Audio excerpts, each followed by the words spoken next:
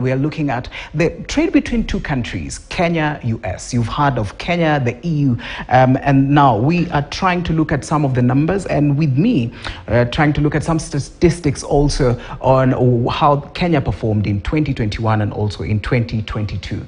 And when we look at the international trade, the volume in 2021, we were at 2.86 trillion shillings. And in 2022, rising up by around 17.5%, that was 3.36 trillion. Now, let's also move on to looking at the balance of trade, the imports and exports and what they contributed to. When you look at the volume in 2021, the exports, we were at 743,671.1. That is a billion, not thousand, that is a billion. And also we rose to 873. That is also a billion. The imports, they increased, and with the increase also in imports in 2022, that one did not change anything because the trade deficit was still at 1.6 trillion. Now, last year, increase in import expenditure was largely on account of continued increase in imports of petroleum products. When you look at this, and when you look at the exports, horticulture. Now, this is the board on exports. Horticulture, we dipped a bit. In 2021, we were up. Tea also dipped a bit, and also titanium ores, salt and cement. When you look at this, we increased in cement. We also increased in salt exports and also titanium ores. Let's move on to the imports and look at the numbers when we look at imports, right? Imports were wheat, which was unmilled, we dipped a bit because in 2021 we imported like 1.8 million, and then iron steel, 1.8 tons iron steel, we dipped a bit also. Vegetable oils dipped a bit as well, and then maize, which was unmilled, we also increased to around 773,000 tons. Rice, we also increased to around 678,000 tons. And cement clinkers, which are used to make cement, we dipped to 656,000 tons. Now, with these numbers, we are trying to look at international trade and how it links to tourism. We are also trying to look at what we can do in order for us to improve the numbers. When we come to the economic survey next year, what numbers will we be looking at? And joining me is Peter Mutinda, who is the CEO, Richfield Capital Limited. Thank you so much for joining us on Business Today. Thank you for having me. All right, Kelvin. Now, when you look at those numbers that we've looked at the exports and imports, and we usually import a lot than we export. What is your reaction, first of all, when you look at those numbers? Well, those numbers are real and alarming at the same time. Mm-hmm.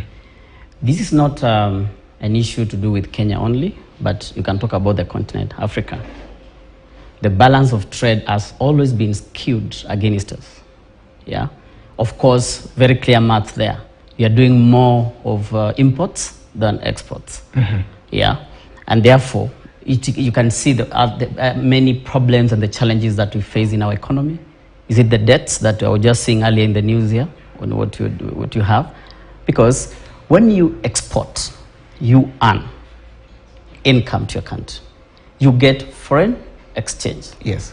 Most of these debts, you are funding them through, let's say, dollars, which will be paid. So exports should be a prime focus to be able to sort the problem of the balance of trade, mm-hmm. which is negative, and we are talking about 1.6 trillion. Yes. A huge amount. Yes. Right? Mm. Yeah.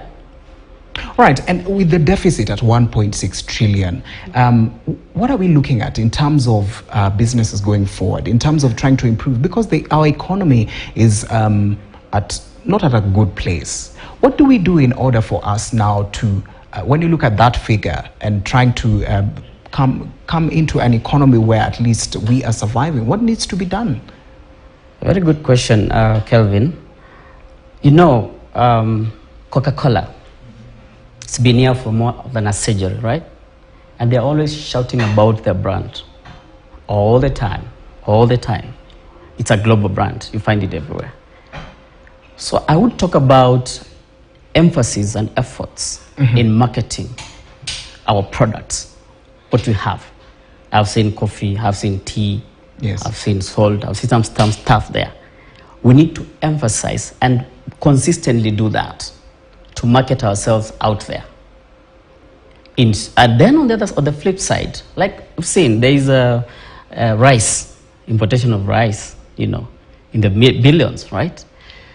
It can be produced locally, yeah, because it's a math issue. You can do the math, right? If exports minus imports gives you the balance of trade. So if you can increase the exports and then you reduce the imports, you'll be sorting the problem. Yes. Yeah. Of course, there is more than just saying, right? There's more than just saying, and some of the actions needs to be long term. Yeah.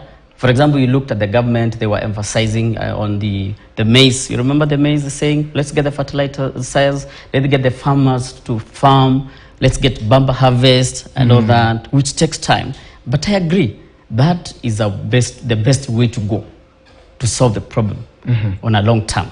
Okay. Yeah, I would belabor so much going to Israel, a country which is there in very dry conditions. Probably we have better weather conditions than them, but they are net importers, and amazingly in agriculture. So are we looking on the long term? How do we sort the overdependence on rainfall, for example? That you have, your farming is fully dependent on rain. Can we copy? They say you don't reinvent the wheel, right? Can we do that? There's a cliche, Kevin, there's a cliche, that says that knowledge is power. Yes. Yeah, it's been said over and over again. I think we need to get knowledge, but not just get it, apply it. It can be done if leaders, if the private sector, the government as well, they work with a long-term view, and they work together in collaboration. If we can reduce the politics and the bickering around this, and have a nationalistic, a patriotic view of things, then we can be able to steer this to the next level. All right, let me just take you back and Yes. let us look at trade. Yeah. When we look at the trade ties that we have, Kenya and the US, Kenya and the countries in Europe, what is the one thing? Because you've spoken about marketing. Yes. Are we marketing? First of all, are we even marketing ourselves enough for us to be in a good relationship? We are not yet there, Kelvin. We are not yet there. It's loud and clear. We can do better. There's room for improvement. And part of it is recognizing the problem. To solve a problem is recognizing there's a problem, accepting there's a problem, and working on modalities on how to get it. Even also recognizing and appreciating and accepting how huge the problem is. So I think on that one, we have work to do on the marketing. But I want to pull you a bit on one of the futuristic skills called communication. And under there, you're going to find negotiation, right? So when we do trade, when we do our exchange, international trade with these countries out there, how is our negotiation? I think that's a big deal. Yeah. I will give an example. I know you introduced myself as the CEO of Richfield Capital, Microfinance. I am also the president of Asia Africa Chamber of Commerce. And I also work with My Events International as the African coordinator and director, which focuses so much with buyers really on Asia-Africa trade. Yes. So recently, we did Kenya-Malaysia Trade Mission. I was the host and the coordinator, and we brought traders here and investors in this country.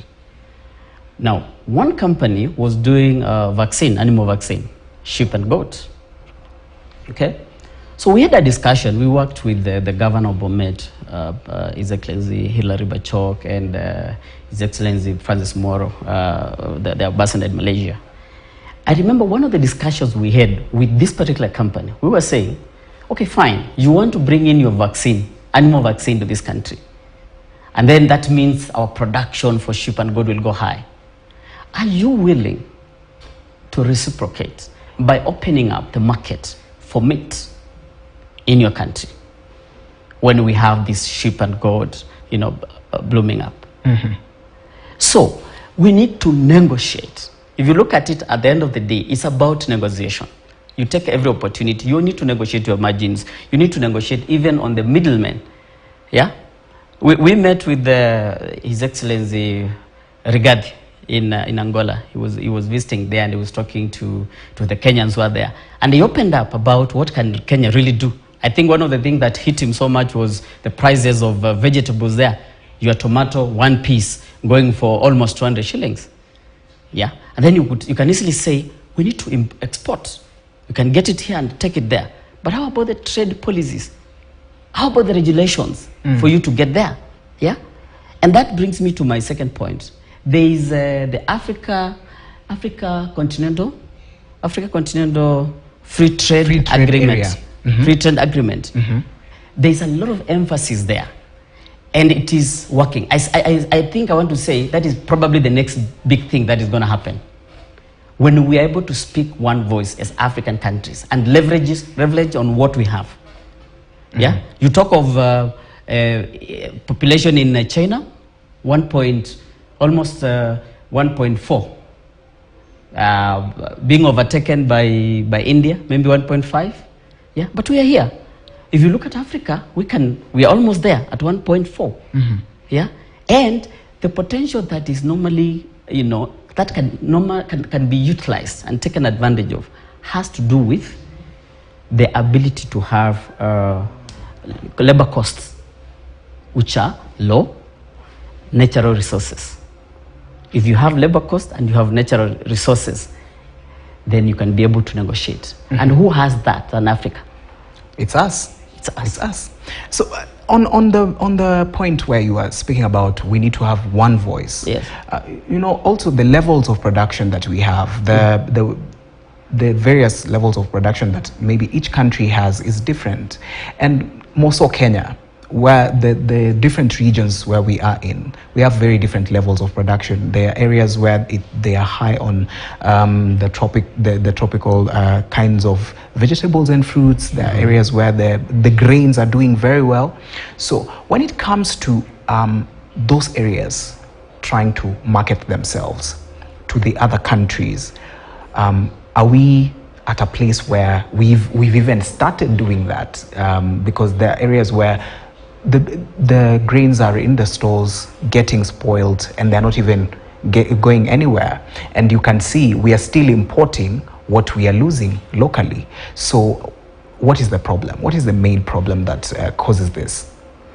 You put it well, Kevin, because you've had the old adage of someone dying because of hunger, no food, and there is food on the fridge. And that's about knowledge again. I'll still come to that. How conscious are Kenyans? And I'm talking about the bottom of the pyramid, the Mwanaiji, down there, or Africans. Yeah. How conscious are we about the potential that we have? Why is it that a foreigner will come and begin a company and an institution here and employ Africans to do the same thing that you could have done and make a kill, make a lot out of that? I think it's about training and education. And the more we focus on that, and that's why I was saying sometimes the politics and the bickering can detour us from the real thing. From the real thing. If we can focus on what we have within ourselves as a country, Kenya, within ourselves as Africa, then we have a negotiation on the table we can make. Yeah? So we can improve what. So I think the first thing is a feasibility study of sort of, to look into what do we have. Not a political gimmick, okay, but a practical way of looking for a solution on what do we have and how can we maximize on that out there. And then we need to have, and I heard Honorable Rigathi talk about that. We have had the President, His Excellency the President, talking about that. We need also the high commissioners out there. They need to translate what we have. It's about negotiation. Because most of the time, like when we were doing the trade mission, the Malaysians who came here, they're so much, putting a lot of efforts on exporting to us. That means you're buying and you're putting pressure on the shilling. I've seen you also put it there. I've seen the dollar is always gaining against Kenya shillings. Yes, this is happening. But if our high commissioners out there, they can shout more. Probably they have been doing a good job, but I think there's room for improvement, and they can do better. And emphasize on what we can pick here and take there. Yeah, and be very categorical on what we have, because the demographics are different. Maybe probably when I was talking about the strength for Kenya and probably Africa, one of the things, the third point I should have added is the demographics. Our population, the consumers we have. Yeah, that is what India, that is what China have leveraged on. Yeah, they are beating US. Everybody can see what is going on in the geopolitics out there. Okay, and let me also, let's just move on to a different thing and look at trade and tourism. Okay. Because when you look at our tourism numbers, we are doing very well. Yep. We are actually outperforming our neighbors. Yep. Now, when you look at this, trade and tourism, how do we make sure that our trade side is almost at par with tourism? Because remember, the tourists who come, they come to view our country, they come to visit, and how can we make sure that these numbers are almost on the same side? Kelvin, there's a time back, we used to have the Ministry of Trade and the Tourism. They were together. Yes. And that was by design, and that is because they work together. I say tourism is part of trade. In fact, tourism brings what I can call invisible export.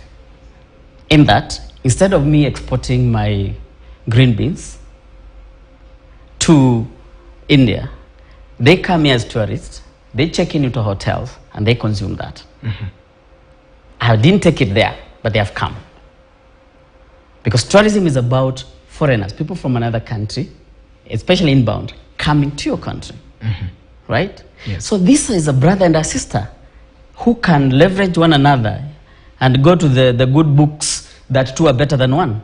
If this can tie together, then we leverage on this. And let me give you an example. When we did the trade mission here, these were business people, right? CEOs, professors, vice chancellors of universities, they came here. After that, we said, can you check our tourism? Let's go to Masai Mara, right? So that was after a trade mission which we did at Pride in Westlands, and we went all the way to Bomet. Yeah, they saw all that. But then after that, we said, please have a look, get into our wildlife. So this is trade, because this was a Malaysia-Kenya trade mission. This is trade promoting tourism. Because these are business people. Flip it on the other side and say, the tourists who are coming here, they're professionals. They are business people, they are entrepreneurs. There is what they are doing. Can we work together so that when they come as tourists, you are exposing, you are showing them all over, you're showing them what? You're showing them the business opportunities which are there, the investment opportunities which are there. Yeah? Let the MITI, the Ministry of Industry and Trade, let them work. Under there is Can Invest. Let them work with tourism. And please, don't forget the private sector. The government has never worked and they brought economy where all over the world. It has been the private sector. Help the private sector to be able to do these things. Yeah? And emphasize on working together, synergy. When these people come, emphasize that you can do this kind of investment. And it should be very much structured. Yeah, together. I think the peers or the CS in Greek and the CS in trade, I mean the CS in tourism, they should meet with the CS in trade. Yeah, let's discuss. Let's have a joint approach. How can we leverage on what you have? These are low-hanging fruits. How can we leverage on what you have in tourism and we bring it on this other side? These are people who are already loving Kenya.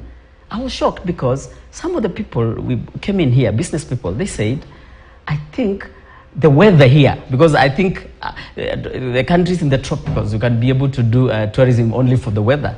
They come and they enjoy. We don't have to use fans and air conditioners and all that. People can come here, do business here, make some money as we benefit from that. I think you've spoken really well about our tourism. Yes.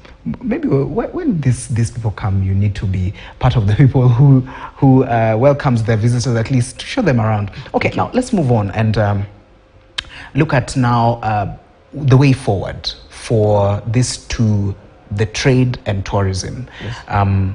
Because locally, some months ago, the CS for Tourism was talking about us as Kenyans also using the different sites that we have. We use them regionally. We visit, like from Nairobi, you go to Masai Mara, you go to the coast to just promote tourism. Is this the way to go? And how do we make sure that we make noise about what we have? That's domestic tourism, right? And if you look at it, the tourism attraction centers, you can use even the Masai Mara, the wildlife side. They are in our rural areas. Most of the economic activities, they happen in our urban centers. So if you promote that, then you're bringing equitable or distribution of income. Kelvin and Peter, we go to Masai Mara. There are those tour guides who are there. There are those doing the vehicles. There are hotels and everybody and all that. So it's a good way of, bringing good distribution of the income of the country. And of course, that reduces even the criminal activities and all that. But even much more, you are making every Kenyan an ambassador. You are making every Kenyan ambassador. So every time we have an opportunity to interact with the foreigners, we're proud and we're telling of them what we have in our country. I don't know how many of your viewers now watching us in this country especially have gone to our tourist attraction centers. I don't know, even Nairobi National Park, which is just a stone throw away, and the citizens and residents of Nairobi. Yes. I don't know how many. We need to shout that. And when we shout that, we bring confidence in what we have. Because remember, I talked about negotiation. It's not about what I sell to you sometimes, right? It's about the person selling and the confidence that they have. If we're able to put Kenya in the map there, and we are located, there are many things that favor us, the international bodies that have been here. Kenya has a lot of international presence, If we can leverage on that and market our country. I was in Tanzania sometimes last year, around August there, and I saw the president, the lady, that she's trying and she was marketing the tourism. So all over, I was in Arusha, I was in Dar, I was in Mwanza, all over, then you see boats talking about tourism. And sure enough, some of the visitors I was bringing here, and I wanted them to have a taste of the tourism side. They insisted, actually they made me go there, they insisted, we're coming here, we want to go and see your wildlife and all that, but we want to begin in Tanzania. And then we can cruise all the way and come back to Kenya. There's power in shouting about what you have. This country needs to shout more. We need to allocate resources for that purpose. We need to get technocrats to do that. Again, not political. And if there are politics, good politics for that reason. Right. Right. We need to really emphasize on that. Thank you. All right, thank you so much. We've come to the end of the conversation with Peter Mutinda, who is the CEO, Richfield Capital Limited, and we were talking about international trade and tourism within Kenya and also the larger Africa. We've come to the end of Business Today. My name is